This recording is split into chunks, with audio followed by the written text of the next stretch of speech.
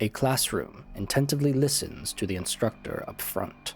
Professor Pinwell, an older gentleman with a graying beard and silver hair pulled back into a bun. He repositions his glasses and says, "That is how I survived a basilisk." The room erupts in awe. All right, settle down everyone, settle down. We have to get back to the lesson at hand. Now stop distracting me." A few laughs go through the room. Now, where were we? Ah yes, we were talking about our reality's position within existence. Now many may believe that realities act more like bubbles, isolated, alone, held by a thin layer. However, I would say that is wrong. Realities behave more like oceans. They fill up every crevice, and they bump into each other. However, they never mix.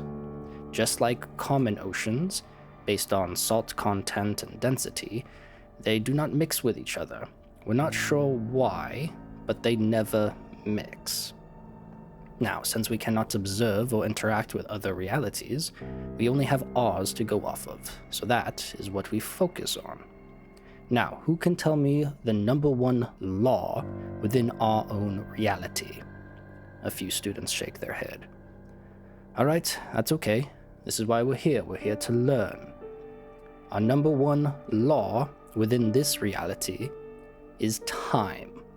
More accurately, the constant progression of events.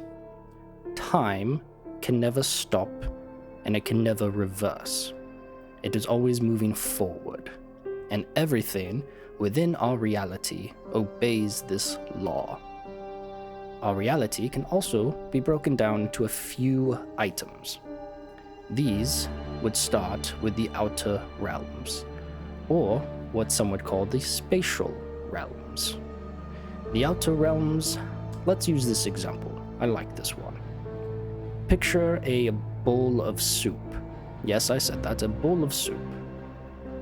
The outer realms would be the bowl itself. They hold everything within. They act like the structure, the backbone. Without the outer realms, there would be no space to hold anything, and everything would just fall onto the table. Now, the outer realms can be broken down into two parts. These parts overlap each other in a complex manner that we will cover at a later date. But these two can be the inner realms and the planar dimensions. We will look at the planar dimensions first. These 7 planar dimensions determine the type of substance that is found within the outer realms and the inner realms. These types of substance are called tenets, the tenets of reality.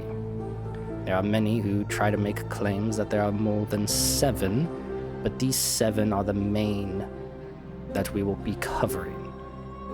These tenets are physical, spiritual, divine, archaic, supernatural, ethereal, and mental.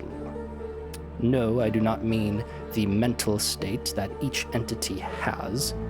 I mean the mental planar dimension, which is completely different.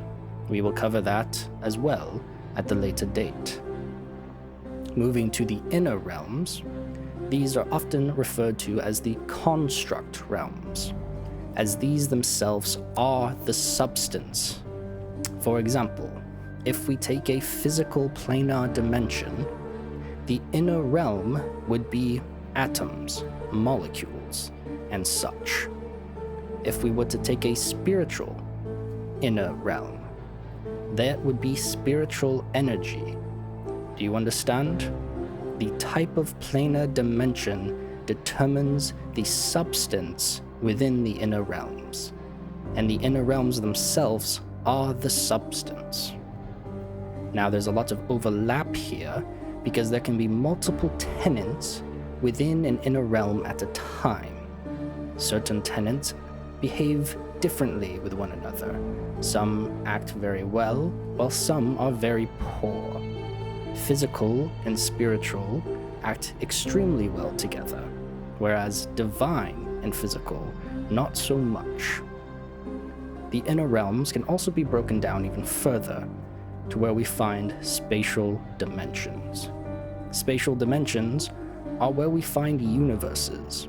This is where the cosmos is, where planets and stars are formed, and the common solar system is held. This is where the majority of life comes from. Now, the spatial dimensions can also be described as cluster dimensions or individual dimensions.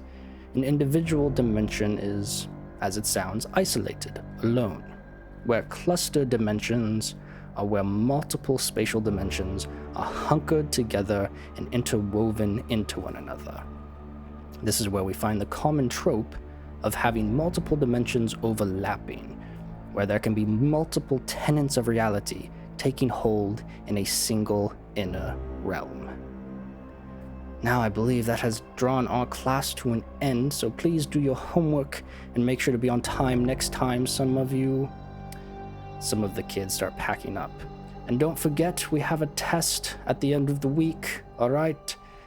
As kids start entering and leaving the classroom, Professor Pinwell is left with a feeling of dread as he stares outside the window into the all-encompassing void that surrounds the school.